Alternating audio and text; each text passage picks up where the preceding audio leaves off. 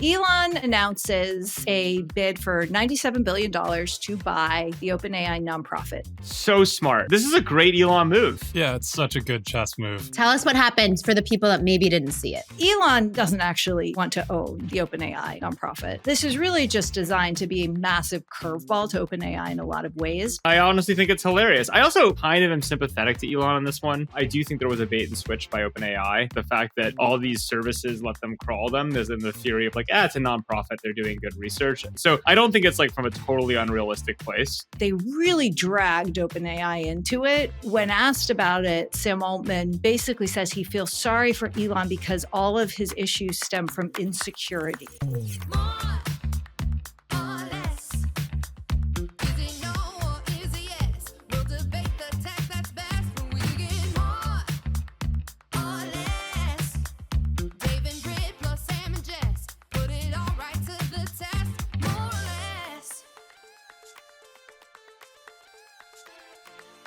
Why, hello. Welcome to This Week on More or Less. How's it going, gang? Back in the Bay.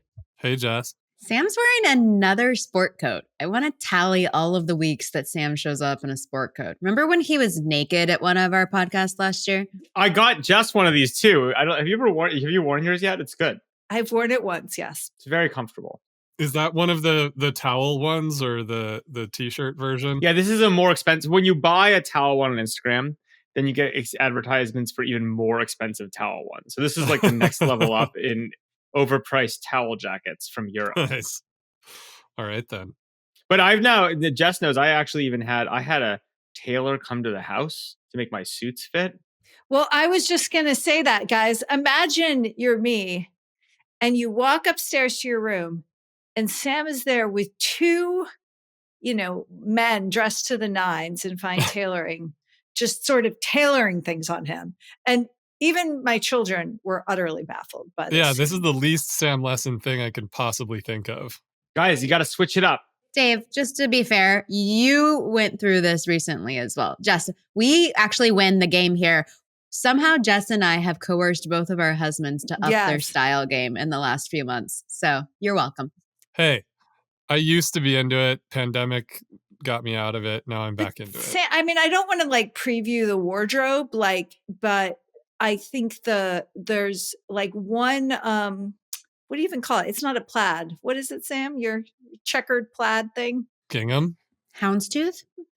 Gingham houndstooth? It's one of those. Nice. I like a good houndstooth. Should we talk about tech now? Yeah, our audience is like, what's happening? No, guys, this is so good. I actually almost posted pictures on the internet. I mean, he looks great. And I don't know where we're wearing any of these clothes. But it's a great strategy to come to someone's house with very expensive clothing because you kind of have to buy it. Totally. I love it. It was awesome. Those guys crushed it. Yeah. So anyway, we have that to look forward to. I mean, you got to we have to dress, guys, for whatever period this is that we're entering. Yeah, this is like a Wall Street period. We have to dress well. Wait, what about this period? It says Wall Street. You've launched a meme coin and a creator fund. Sam, does this mean we have to move into Sandhill? I really want to get a Sandhill Road office. I think it'd be so great. It's so counterculture. Do you think there's any mahogany offices left over there? Absolutely. No, the problem is I then have to go. If I could just have the office, that'd be fine. And it's quite a fun drive in the Miata down there, but I don't know that I love the idea of having a Sandhill Road office. Okay. Have you guys heard people are going back to the office 5 days a week? What? This is happening. I know. No. Is that just a meme? Come on. No. Yeah. I mean, also the whole government has to go back to the office or resign, right? So it's trickling from the top down. A bunch of other large companies are forcing people to go back to the office. I went into my office today. It was a remote day. It was me and one of my reporters, just the two of us. Trickle down office-onomics. Does it continue to be a value add for startups then who have remote or flexible or hybrid workforces? Because all the people that don't want to go back to the office but are actually really talented will just naturally have to default to go into a startup instead? No, I I have to agree with Trump this week when he said that people aren't working from home, they're playing tennis or golf. What? That's 100% true. I mean, yeah, I know there are many hardworking people who work from home and are super productive, but like, No, it's just not the same. Nope. Wait, we're all working from home right now. Except for I'm actually in an office. I'm in an office. I was in the office until like 15 minutes ago. I was in the office. Yeah, what are you talking about? You're at your office. Okay, but Mo, you guys are at your home. Yeah, but we're taping this. I was in the office earlier. guys, for the first time this year, I'm going to try to expense the pool house. Oh, God. IRS, pay no attention here. Your LPs listen to this show, Sam. Well, no, I think you're allowed to. Like, I've put desks in here. People come to work here, but I've never actually tried to write off like whatever, like a percentage of our insurance bill as pool house. But you actually can. Like, we've measured our offices before and someone's asked us for that information. I know, but then I just like, it's not worth the pain. But I agree that we probably should, like on principle, want to. Well, we should obviously, follow the law in all of its letters. But are you guys feeling any shift in terms of like startups or no? It feels steady state to me. We had a conversation this week. There's a startup we're looking at that's that we like, but is remote. And we're like, we don't love that they're remote. Really? Yeah. It's just not, it's the type of thing that will go better if Is it because of the context? Is it because of the type of business? No, I just think it's like, it's a business that like is very interesting, but it's going to be hard. And there's just a demonstration. It's kind of like you just demonstrate seriousness by all being in the same place and willingness. Like in some ways, there are things in life kind of like Chinese foot binding where like the value is the signaling, right? As much as anything else. And I do think there's just a signal to being like, yeah, we're 5 days a week in the office or more, like that. There's an important signal when you're grasping for signals about what's going to happen here. And, I like my pool house too. Dave, if I came to you as investors and said, Dave and Brit, I'm all in. I am going to do this company and I'm going to do it. I think it's so important and it's so great. I'm going to go to San Francisco 5 days a week, right? Me, Oh, yeah. towel boy, pool boy. You'd be like, you would probably invest. I would write you a check on the spot. Exactly. You don't even know what it is, but the mere Just because it's Sam and he's going to be in the office? Exactly. If there was literally anything that I was willing to get out of the pool house for that I believed in that much, that's very different than me being like, yeah, I'm going to start a project. I hired a guy in Wichita and like, I'm going to do it out of the pool house. Then you'd be like, well, what is it? Right. And so I just think that like revealed preferences and like willingness to do shitty things because you believe so much is like an important signal. So then what categories are left for the people that can be remote or hybrid? Because, like Life 360 is still remote. They do quarterly meetups. They do monthly exec meet. Like they do certain things in person. And it's going well for them, but they were an established company prior to the pandemic. So is it like growth stage startups? Isn't Meta mostly remote right now? No, Meta's 3 days a week. 3 days a week. Yeah, mostly remote. 3 is more than 2, but yeah. Okay, whatever. Not at Meta. Meta's a 7-day-a-week company. Used to be. If you did the analysis of like time in office to stock price, I bet what you'd see is that actually the best performing companies are all the ones that are biasing towards deeply in person, and the worst performing ones are the ones that are biased towards not. Like, I'm not saying there aren't exceptions. There are exceptions. What do you think about venture capital firms, Sam? Do you think they need to be in office every day? We don't do anything. I was just going to say that too. Doesn't count as real work. Look, the thing about venture capital is that venture capital is one of these things where like the relationship between the work you do and the outcomes is like The smack talk never ends. is like almost non-existent. Like it is not an input to output business, right? Like it is. And so I think it's like probably one of the loosest correlations between hours worked and success or value, right? I just find communication so hard when you're not in person, right? It becomes very like, I can go one to everyone. So I can send a company-wide email very efficiently. I can like, but what happens in remote is I end up having these like one-on-one conversations. And then I kind of forget of the 5 people, like who had the 4 who had the one-on-one, but I forget the 5th who didn't. And I think he did. Or then I'm like, I just have no ability to like talk to people and resolve things quickly. It's like impossible to onboard people. Like I'm onboarding 2 people right now at a slow, right? They're luckily coming to the office, the pool house office, to be clear, a few times a week. Really? It's crazy to all of a sudden be in your kitchen and see like 4 slow associates like eating cottage cheese. It's very weird. Very weird. If they're eating cottage cheese, tell me. I'll onboard them to not eat the cottage cheese. Okay, they're eating David's bars. They're eating David's bars. They're taking my David's bars. Those are expensive. The question is, how much better would this podcast be if we were doing it in person? Worse, because it's actually hard to do the AV. That's an AV thing. That's not. You think? You don't think there would be marginal improvement? Yes, we've done this. We've done this in person, and we've figured out to go to separate rooms because it's actually worse. If we set the mics up right, it would work, but we didn't that time. But we're just talking. We're not trying to build and accomplish something. I don't know about that. Except art. Except this great artifact. That should be our tagline for more or less. We're just talking. There's nothing to accomplish here. We're not trying to build something serious. But like, I don't need to convince you guys to do anything right now. Like it's like a fundamental. Like I'm listening. You don't need to pick up my laptop and just show me something quickly, as opposed to like talk through how to do something, right? Like those are the things that matter, right? Again, it depends what you're building, right? Like you can build some software remotely. You can build lots of software remotely. I mean, Linux was built remotely, right?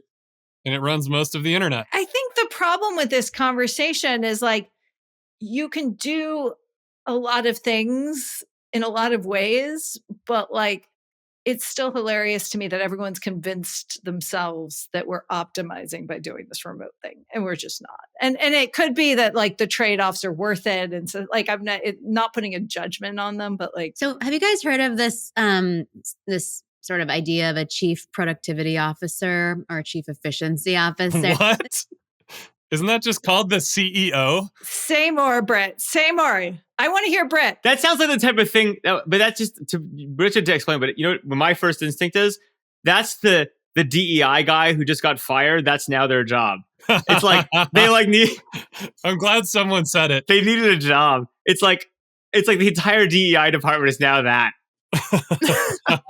This is a thing that people are talking about on the internet and have been talking about for years, but it's become more prescient recently because of AI, in terms of a person whose whole job it is at your organization to make the company and all the people in it as efficient as possible. And so that could be like streamlining all of your SaaS software for like better workflows, like trying all these AI agents to figure out which ones actually like work better than others that can like make your productivity 10 times faster, whether it's on the content side or engineering side. We have like a great VP of operations. Like, is that like kind of the...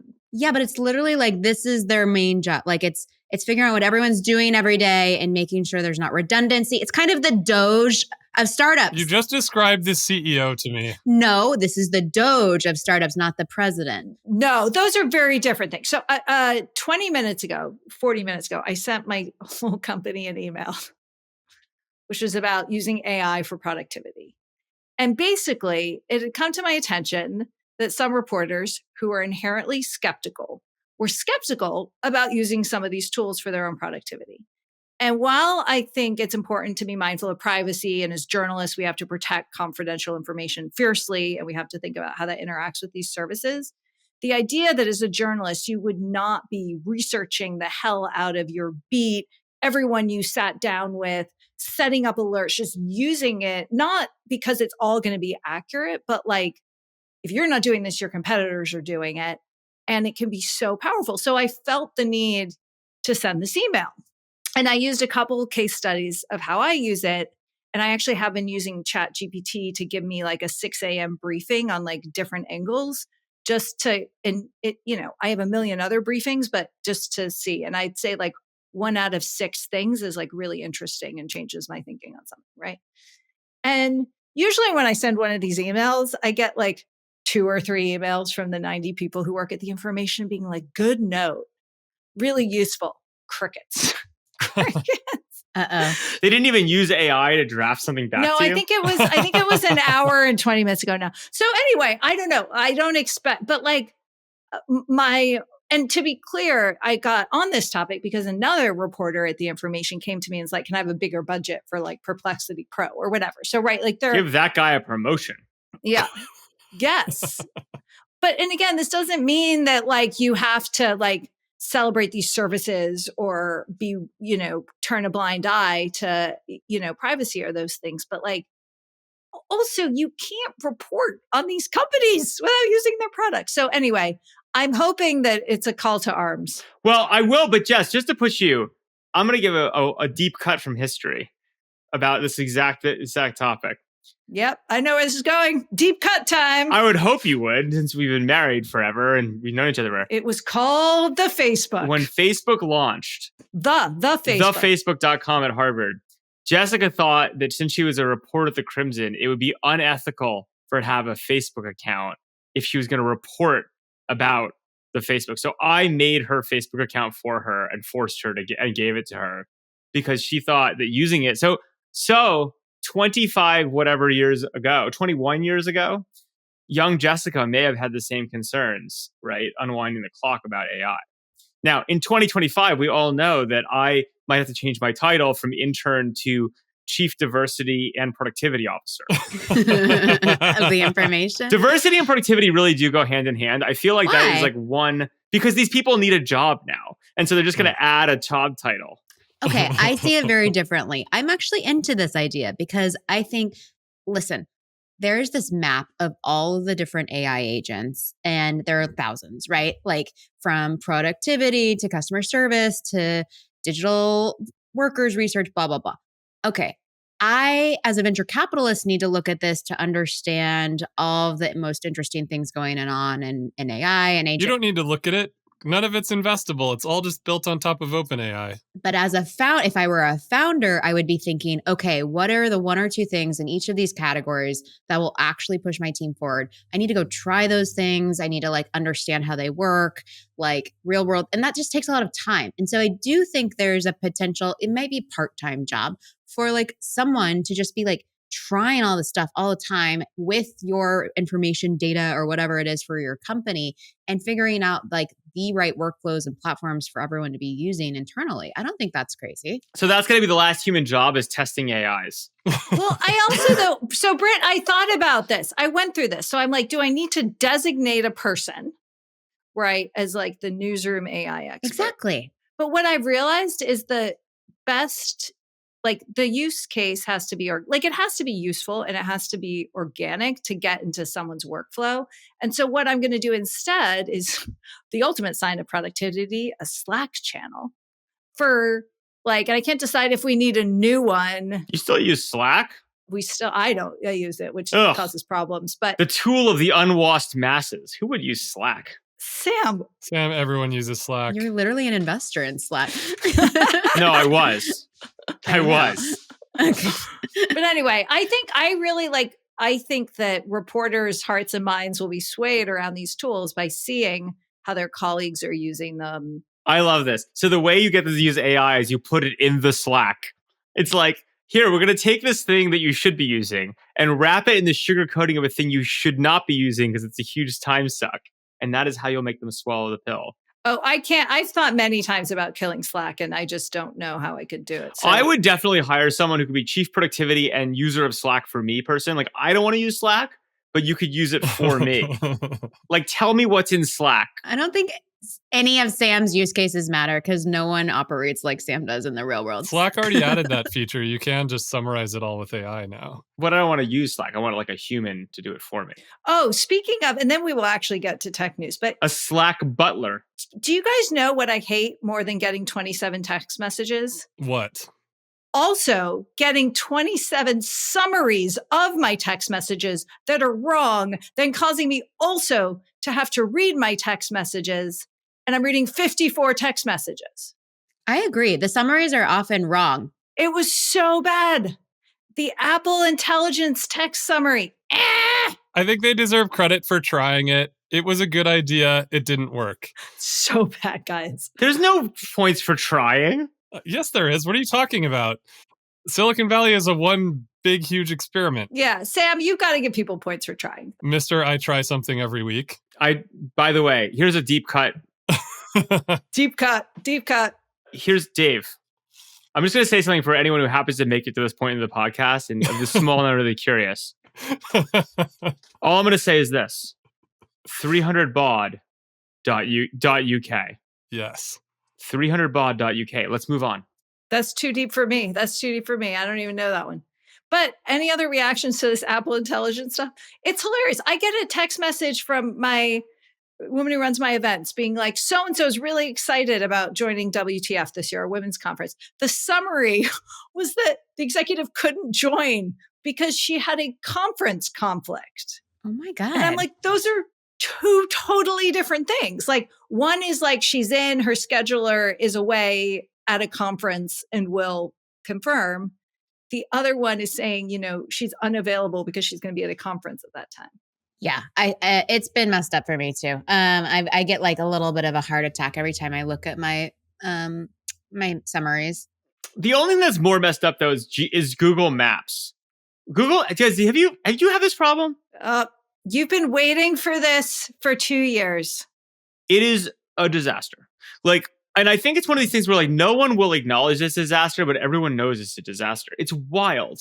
It's been broken for 2 years. No. Specifically, it's broken in a specific area, which is Mountain View to Burlingame. It's wild. It's basically broken in our house to Google. If you drove from our house to Google. No. Yes. It doesn't recognize 92, which is a very important thoroughfare between the two highways. So it always gets the directions wrong. No. I've had bigger problems. There's something fundamentally wrong with Google Maps and how they're routing. Their ETAs are off dramatically.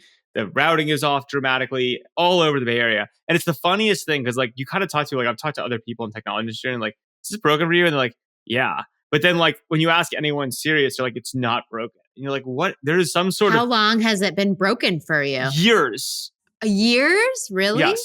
Yes. From the moment we moved to our house. I still have Google Maps counterpoints. Do you want me to ping them? Should we get an investigative search going on? It's gone deeply rogue to the point that we have to use Apple Maps. And by the way, on the peninsula, we're not the only people. I know other people I've discussed this with. Guys, this is the scandal. This is one of the many scandals. This is why you need professional journalists, because someone has to get to the bottom of this. And the AI just says it's not. Yeah, well, this is a good segue, guys. There is so much happening. If I ask my professional journalists to write an article about this, they should rightly shoot my heads off. I probably will now. But can we talk about the news? Can we talk about it? Okay. So where do we start? So who had Elon's bid for the OpenAI nonprofit on their bingo card for February? I love this. I mean, it was inevitable. In hindsight, yes, Dave, I agree in hindsight, but I spent a lot of time thinking about this. It was not on my bingo card. So that's on me. My AI did not properly prepare me for my job that week. It's so smart. This is a great Elon move. Yeah, it's such a good chess move. Tell us what happened for the people that maybe didn't see it. So Elon announces a bid for $97 billion to buy the OpenAI nonprofit. All listeners of this pod will know that OpenAI is governed by a nonprofit, but has a for-profit arm. And is because this is the messiest corporate structure one can imagine, is trying to convert to a for-profit. Elon is trying to block that on the grounds that as an early investor in OpenAI's nonprofit, he was swindled with the change in direction of the company. And he's also alleging a lot of things about anti-competitive behavior of OpenAI. So that trial is going through the courts. Believe it or not, it really looks like it's going to go to a jury trial if settlements aren't made. So the judge has refused his injunction, but there are many smart people following it that think a jury trial is a real probability here, which was also not on my bingo card, an Elon versus Sam jury trial. Anyway, he makes this move. So Elon doesn't actually want to own the OpenAI nonprofit. And I should say he's backed by many of the investors he usually goes into ventures with as well. So the thing that quickly became apparent, and as we talked to sources around the bid, is that this is really just designed to be a massive curveball to OpenAI in a lot of ways, because it sets a value for the nonprofit, which has been something that hasn't been done and complicates a lot of things. It complicates the for-profit conversion if it happens, because it complicates what share of this new entity the nonprofit is going to own, which is the key piece in a conversion and the tax implications. It complicates fundraising because it complicates the value of the equity and valuing it. And then, of course, it's just also a major distraction. I'll be quiet after just one thing that really jumped out at me about this was it also, like, they really dragged OpenAI into a way that I think was a mistake on OpenAI's PR part. So, when asked about it, Sam Altman basically says he feels sorry for Elon because all of his issues stem from insecurity, which just to me seemed like a pretty silly way to engage with this.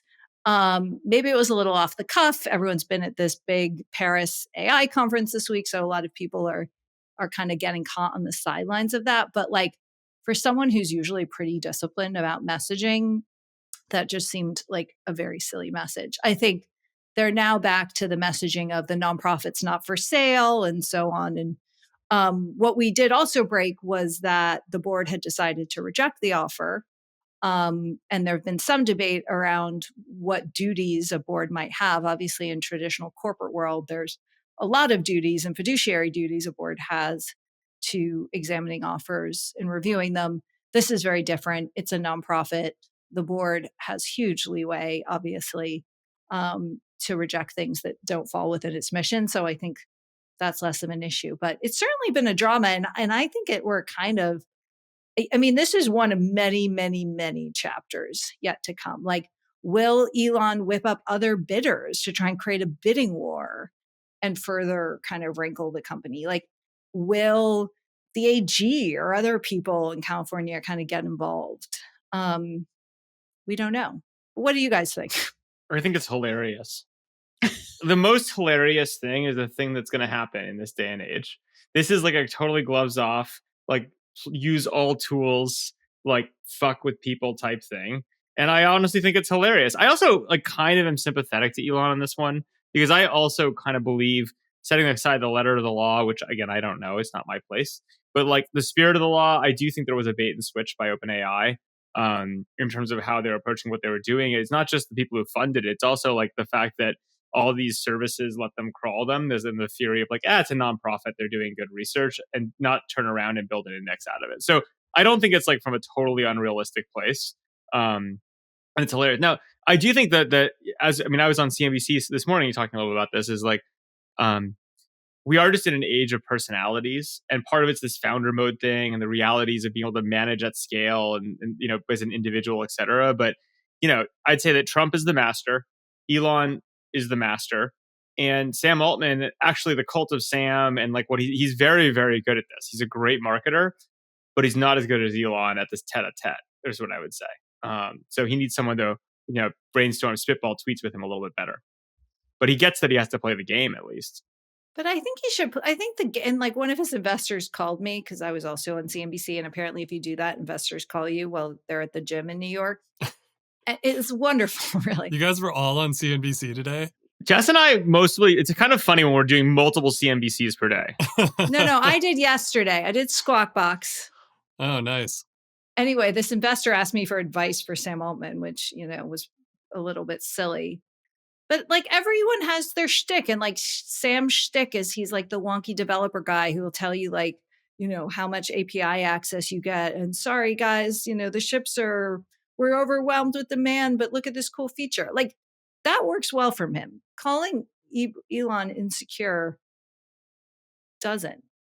I mean, this was a guy, I don't know, this is a little bit outside of our domain, a little bit, but like, did you guys watch the press conference yesterday from the Oval Office? Yeah. Yes, with his son. That was awesome. Can we talk about how awesome this the retirement situation is with the giant like limestone cave that all of the retirement records are in? But this actually, guys, we should circle back to this, because we talked about this last week, right? And Doge, and like where you place it and how you sort of celebrate and recognize the rabble-rousing nature while sticking within some semblance of functioning. And I actually thought, I don't know if you saw this, but the resolution on the Treasury payments issue was that the Treasury itself was going to start and take its system more seriously. The Treasury was not going to leave blank all these fields for categorizing payments that actually helped track and understand money. And that to me seemed like a great outcome. No question. And it was sort of like, could we have gotten here without the like late night seizure of the systems under Cloak and Dagger? I mean, maybe not. But it was also funny because it was sort of an example of like Elon was declaring victory. And when you read it, it was like, we're now going to fill out row 3 and 7 on the form. Because these guys are incredible marketers. There's also this other thing that they found, which is that there's a do not pay list, which is not updated for 1 year. So if like a new terrorist organization or, actual fraudster gets put on this do not pay list, it takes like a year. And then the list was also not being enforced. So either the software just wasn't connected or, it's just totally insane. And to hear the idea that, wow, we could update this daily and actually apply it, like that sounds great. Like, please do this. I want to start my own do not pay list. I did. I decided if you're overdue, well, no, I have a do not work list now. If you're overdue with your payments to the information, we will refuse to work with you until you're in good standing. Wow. Drop the hammer. I'm going to revolutionize accounts receivable one step at a time. There's another way to do this, Jeff, which is you should just hire a reporter, which is the did not pay reporter. And their only job is to investigate stories from companies who have not paid. Well, one of them, I was like, this company's clearly going under. We need to stick a reporter on this. But most of our major tech clients are very liquid. Oh, yeah. You could predictable bankruptcy. Well, that's like, I've always thought you should do a thing where you like just like measure the out of offices by company. Because you get like millions of them, right? People, the autoresponders, and just like rank companies by the out of officeness. Right, on the replies to like that's like an obviously fun thing to track over time. That's an AI company. I could see that getting made. There's no AI. You literally just counting. It's no, counting. But you could set up an AI bot to ping everyone to figure out all their email addresses, randomly email them on one day a week, and then sort of like summarize the out of office responses, and then summarize that over the course of a month and a year.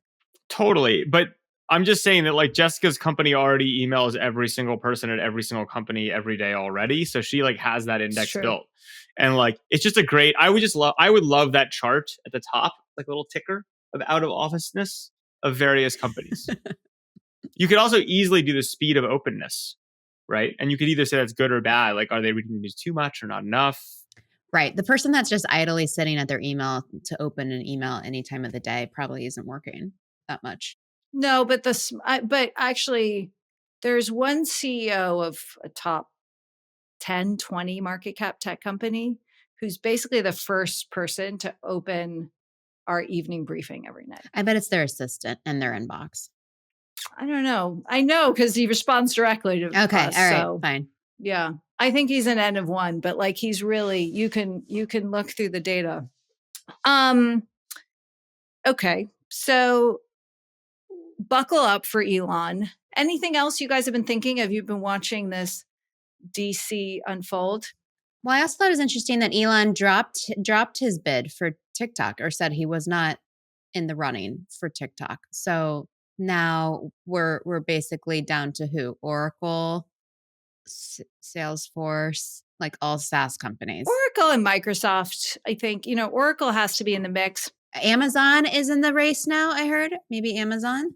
That seems a little interesting. I think I can't say too much because the team's got some very fresh reporting that we haven't published. But yeah, I mean, I think the state of play is that, in particular, JD Vance has been deputized to do this, is trying to figure out what group of investors broadly, including strategics, can own what parts of TikTok and satisfy, the law. And so I think there's as active negotiation on the who as the what, and then obviously just the big question about China. So I think we've got like April 6th, I think is the date, give or take. So what's everyone's opinion on what happens? Just curious, where are you thinking it lands at this point? I think it lands with some kind of deal, like some group. How's this? Some group of people are going to own some portion. Some portion of TikTok? Yeah, but I don't think it'll be a straight sale. I think it will be something that kind of resembles this Project Texas data deal they did with Oracle, but more than that, but not. I don't. I mean, the public guidance from investors continues to be, and Bill Ford of General Atlantic said this publicly, that like they don't think they have to sell the company to comply. So, Sam, who do you think buys TikTok? Honestly, I don't even care. It's going to be some boring company. I don't think Oracle and Microsoft are boring. I mean, maybe you do, but I don't. Speaking of which, guys, I met Bill Gates. I met him before, but I hung out with him last night. Wait, we were at the event last night. Were you there? Did you go to the book party? Yeah. Oh, I went to the pre-party. Oh. Nice. How was he? It was great. It was really, I don't, no one told me not to report this. How's that for a disclaimer? No, it was a nice like gathering of tech folks ahead of a big interview he was doing around the book. I should shout out that my good friend and one of my mentors, Rob Guth, was the writer behind the book. So Bill has his name on it. I'm pretty sure Rob wrote the book, but that's the partnership there. And it was cool because a lot of these tech folk who were at this reception brought their kids. That's cool. And so it was really cute to see like these 10, 11, 12-year-olds. And one like so earnestly came up to Bill and like thanked him for his work on climate change. And it was cute. I was wondering what Bill was thinking, but it was cute. So for those of you who aren't following, this is part 1 of 3 books that will encompass Bill's official. It's a trilogy. It's a trilogy, official memoirs. Of course, he's writing a trilogy. Yeah, I kind of feel like it's a little too much. I mean, I'm a fan of Bill Gates and all he's done for the world, but a 3-part like biography seems like like a lot. Sam had a good line who said it's written for the archives. I think that might be. I mean, I'm definitely going to GPT summarize books 2 and 3. Maybe I'll read the first one because I got it last night. The first one only goes to 1980. I don't know. I think the second one is like the history of Microsoft. I understand. Look, I understand. If I were Bill Gates, I would have an extremely long biography written. Why not? Yeah, I guess. Yeah. Now, are a lot of people going to write 3 or 4 or 5-part memoirs? Like, we're going to make the Harry Potter of memoirs at this point? We are making the Harry Potter. Like, I don't have time to read all these books. I mean, I'm sure it'll be beautifully written because Rob, who had covered Microsoft at the Journal when we were both there, is an amazing writer. So I'm sure it will be. I guess the question for me is, who are they going to get to play young Bill Gates and his love interest Hermione? Like, yes. Is it going to be like Daniel Radcliffe is too old? There has to be a new Daniel Radcliffe, like build his career as being the young Bill Gates. I don't know. Who would you guys like? Who would you read a 3-part memoir about? Taylor, obviously. I mean, Steve is. I mean, he already has his Walter Isaacson one, so maybe he doesn't. Too long. No one reads these books. They're too long. Also, those were that. The Isaacson books are awesome, but they're very colored by like the access. So they're sort of in between like a real retelling of history and sort of interview plus. The best are like Mel Brooks. Like Mel Brooks wrote a very short biography. But you just said you would write a long biography. Yeah, if I had infinite resources, and why not? Like you might as well stick it on the archives. Someone might care in 1,000 years. Here's the thing. Don't you think audiobooks and digital books in the future will understand like Brit really likes, nonfiction, but tends to read like a third of every book that she starts. So could you just actually summarize this 200-page book into a 60-page version of it, and Brit will actually read it? And like, I would probably read more books. But you're fine just reading the first 50 pages. Like this isn't a problem for you. Like you don't feel like guilt about not finishing it. But I always wonder what happens in the next 50. Like I want to. Then what I do is I just go to the table of contents, and if there's a chapter title that seems like something I haven't learned in the first 50, then I skip there. I just think that all content, whether it's a Netflix show or a digital book, will be personalized to the viewer or the reader in a way that like summarizes the shit I want to know, like see or read. in the time frame that I have. And so like the future of memoirs will be like, sure, fine, write a 3-book series, Bill Gates, and Brit will read like a 30-page version of it and still get all the highlights. So yeah, AI seems like it can do that quite well. yeah. But there were a lot of stories in this book that were never told, right? Like I found the story, it's a really sad story actually, that his best friend, there were 4 of them that were working out of this computer room at the, private school that he went to. They were sort of the nerdy boys that, got really into computers, and his very best friend got into mountain climbing and died like when he was, I think, 14, 17. Yeah, they were in high school, and this was like your best friend. Like, having been through the loss of my dad over the last year, I was just thinking about how intense that must have been. Not only to lose your best friend, but your, best collaborator in this new software world. That was probably pretty crazy. I thought that was like a very interesting story. And then furthermore, of the 4 people in that room, Bill's the only one still alive. All the rest of them have died. And it's kind of interesting. But none of those stories, I don't think, as far as I know, the AI couldn't have written that story. No, I'm saying AI could know, is it worth Brit to know that story, or do you cut out that story and give her, a shorter version? Or just give me the bullets. Bill had a friend and collaborator who died at 17.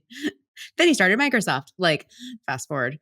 Yeah, it depends what mode you're consuming this information in. So exactly. Okay, we're not going to go to Pop Culture Corner yet because we actually, Sam, you had a big tech announcement this week. So I mean, you could bring us, both Sam and Dave could bring us up to speed on the meme coin if we need to do that. You think there's only one of them? How cute.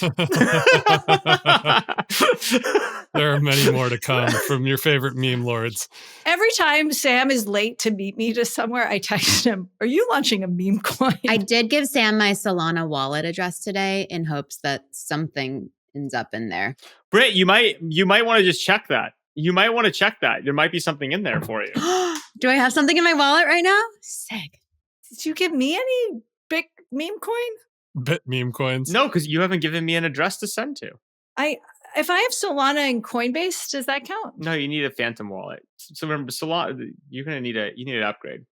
No, the big news of the day is we closed our creator fund, $60 million of institutional capital from really serious people like MIT and Michigan and Rutgers, like real people who want to make money, not just like crazy Hollywood people.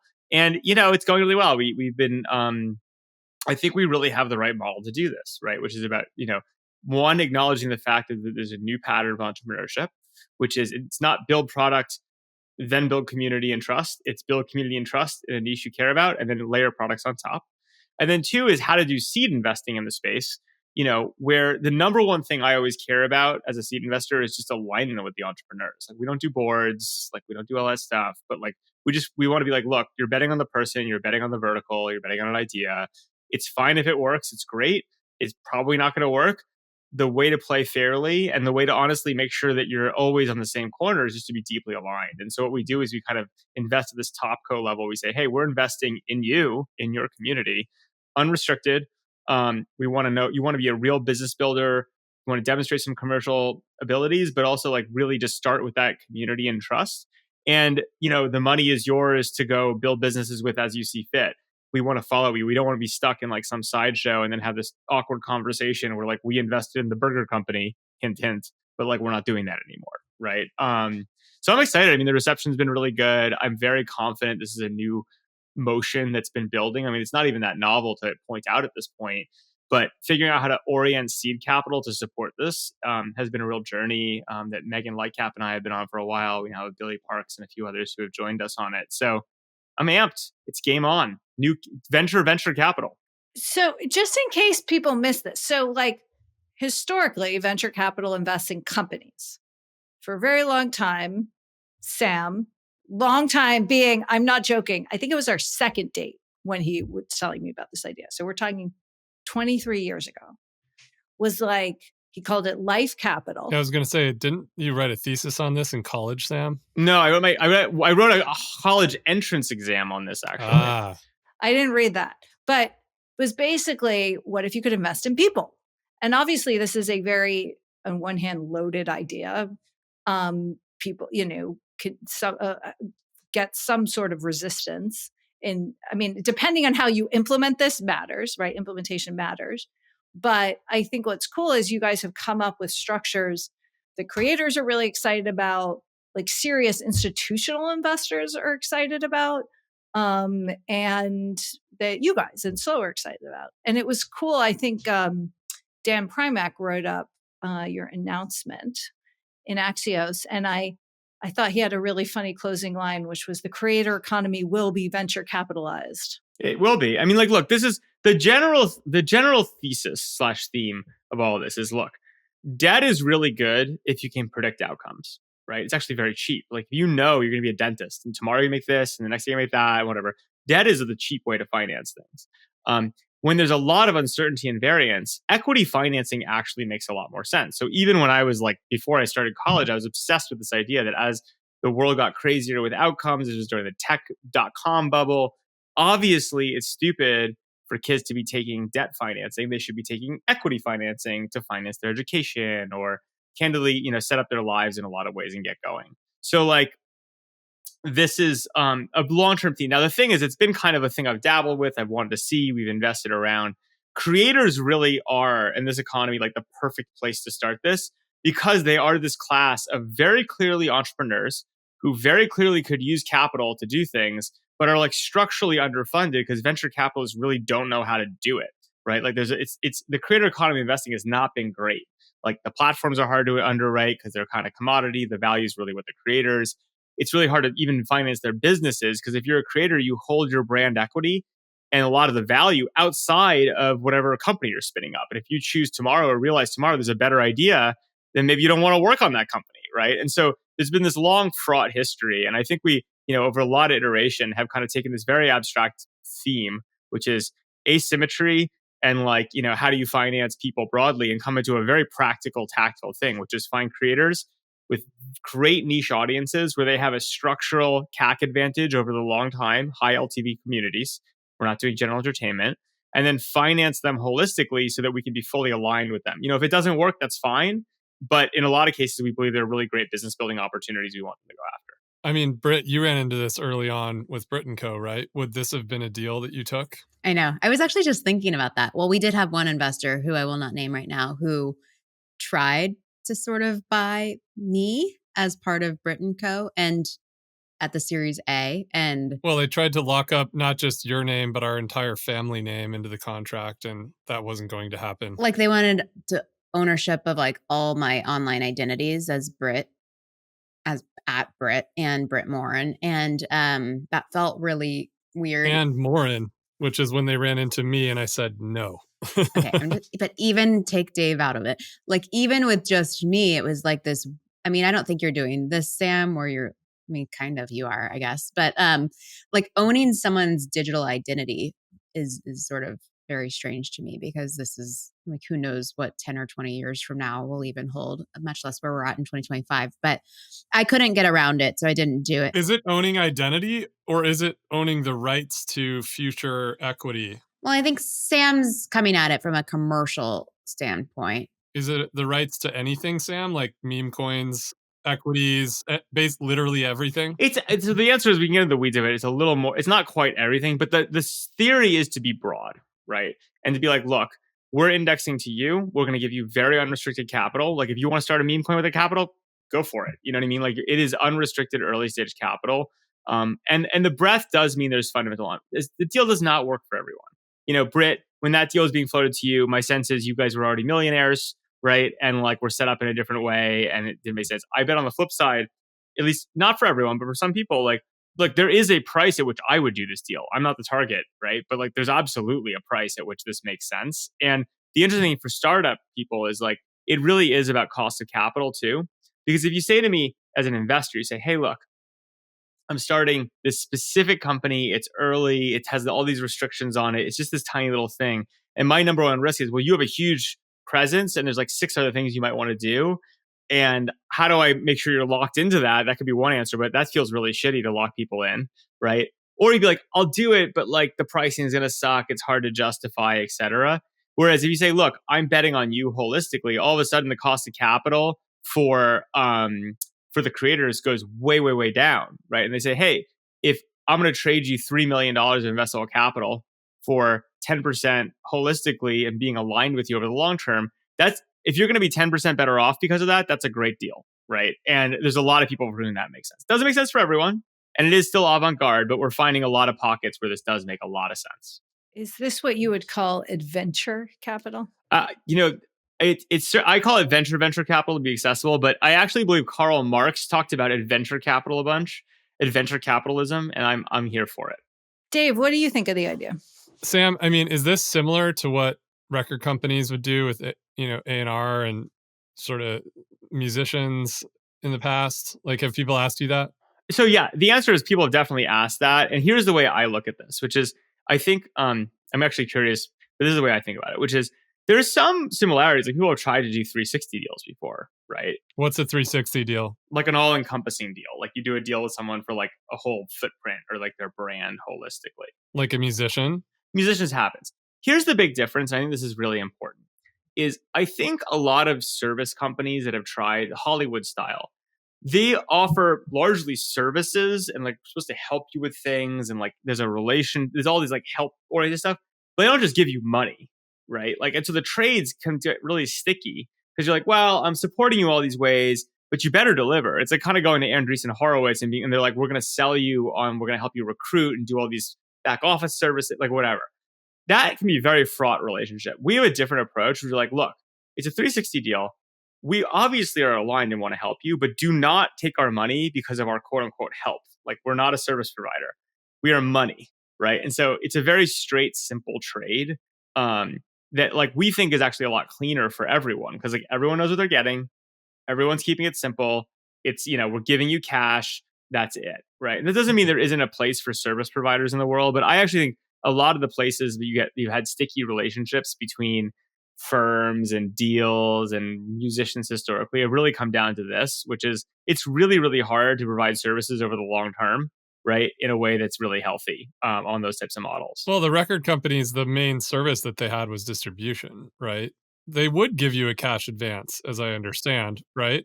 A little bit, but it's one of N things. And it was an advance, right, that you were earning back. It's very different than an equity investment.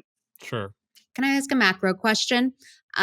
So, I mean, you guys have heard my pitch on this, but for the listeners, it's, I think we're entering a world where there's commoditization of attention of everything, right? And so not only are creators getting displaced very quickly and rapidly, I don't know anyone who's like really maintained status in bulk over like a 10-year period since like the iPhone hit 1 billion sales and social media had 1 billion users. And especially with products, we're finding that things like have big jumps and bursts and launches and then kind of trickle down.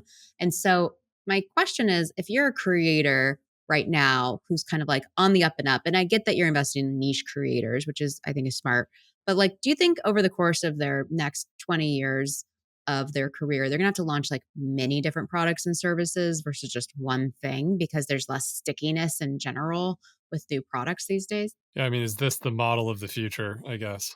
So my basic view is that one, you got to be careful because I agree that entertainment and culture moves faster than ever. So like we would not invest in general entertainment. It's too competitive, right? Like I actually wouldn't invest in like Beast or things like that. It's much more about these are like niche communities. It's like aviation is a great area to look into, or like lawn care, or like chess, like really deep passions. And I do think there's like really, really very real cultural reasons that people are being pushed away from mass culture and towards right-sized communities with leaders and cults at scale. So I think that's like a whole thing that is, I think it's like fairly permanent and fairly sticky. It's very important to have sustainable CAC advantage, not just a one-time thing, right? Like you guys remember, we all do, when Facebook ads were super cheap, that was like a targeting CAC advantage that for a little bit, but it evaporated because the market got too efficient. I think part of the bet with creators is they can have sustainable CAC over the long term. So that's part one. And then in terms of the multiple things versus one, yes, I do think the future is that you start with a community or a cult, and then you build multiple things on top of it, right? And some of those might go far beyond their initial audience and far beyond the initial community. That's the best case, is you start bootstrapping with the community, but you actually are building products that are awesome broadly, and you're able to do that because you're so close to it and have that bootstrap ability to start. You really know the community and what they want. But it's possible you'll have one-offs too. I think that's kind of, even Elon. Let's pretend Elon is actually the greatest example cult leader of our time, right? Which I think is a fair thing to say. How many companies is he running at once? You know what I mean? He keeps bootstrap. He uses the same audience, the same capital base, the same everything. That's all part of his cult, and he's just bootstrapping, building, and buying now, right? And I think that's actually, again, that's a hyperscale of it. But that is a reasonable. That's a real pattern to follow that I think is replicating in a bunch of places. Yeah, that would be my hypothesis. I feel like we're going to see creators launching at least 2x the amount of companies, products, or services that they otherwise have in the last 10 years. So interesting. Cool. One of my favorite moments, and there's a documentary about the rise of Interscope Records called The Defiant Ones.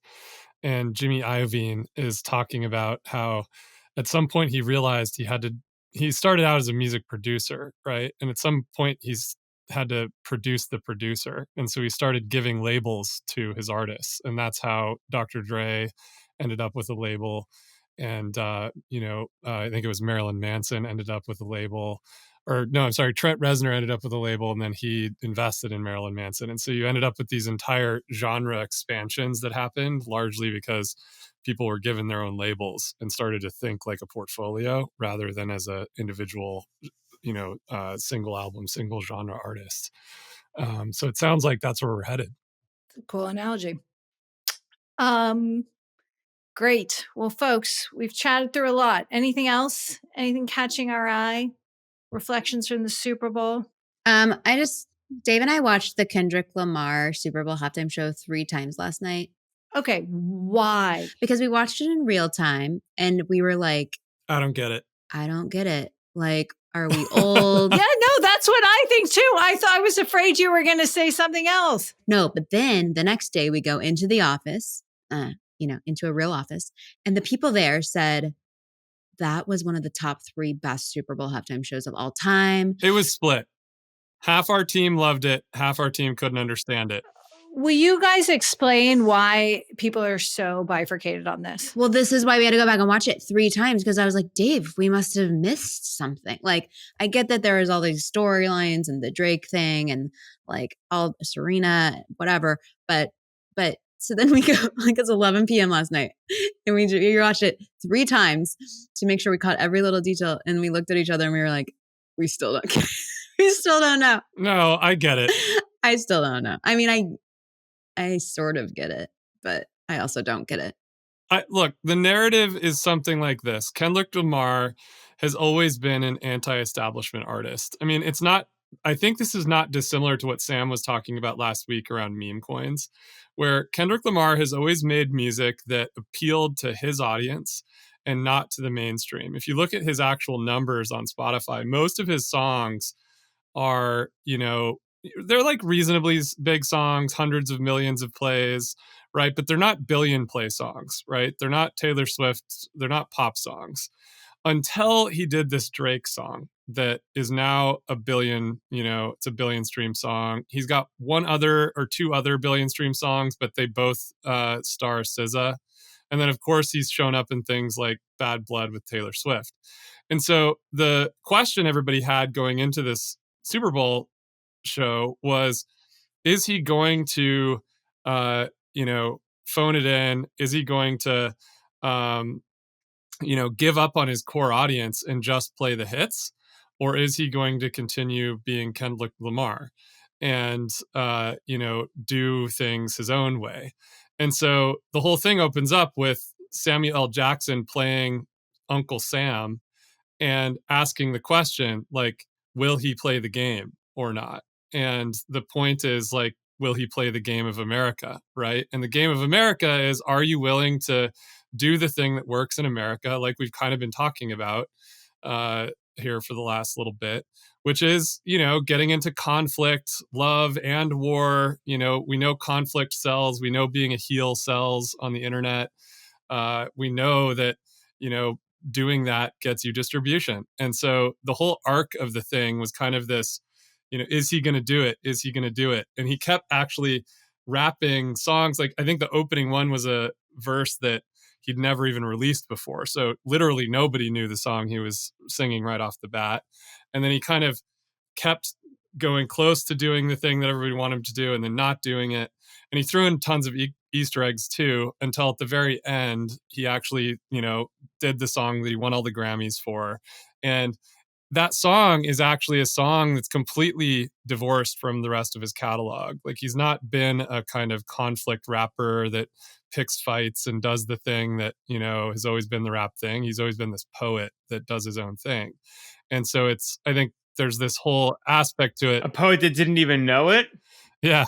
There's this whole aspect to what's going on with him, which is that he did the thing that is, how you win America. And then he won all the awards and he got the Grammy and he's got the billion stream song. So what does this mean for Kendrick Lamar? And so I think that's what the whole thing was about. It's very meta. Way too high art. Just shake your booty. I don't know. Did you see that Serena Williams showed up doing a Crip dance? I did, because Serena Williams has been posting on Instagram about it for, the last 24, 36, what day is it? 72 hours? What's a Crip dance? It's a specific dance. I can't remember what the lineage of it is. Is it like the Crips, like the Bloods and the Crips? It is, but it's not about them. It was just named after them. Yeah. Sam, you can do some deep research using Gemini 1.5 Pro to answer that question. No, I'll just say anyone who just sends me the answer on email, I'll send you some meme coins. That's kind of how I do the internet.